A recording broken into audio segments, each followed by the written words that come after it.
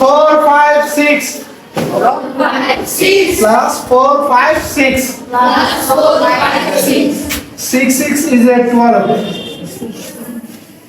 6 6 কত 12 তারপরে 5 5 5 5 যোগ করলে 10 ঠিক আছে তারপরে 4 4 যোগ করলে 8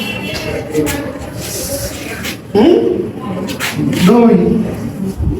1 9 কত হচ্ছে 912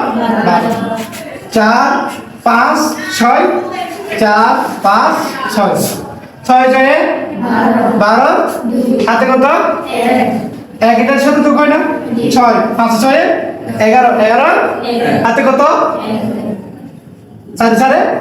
8 এর কত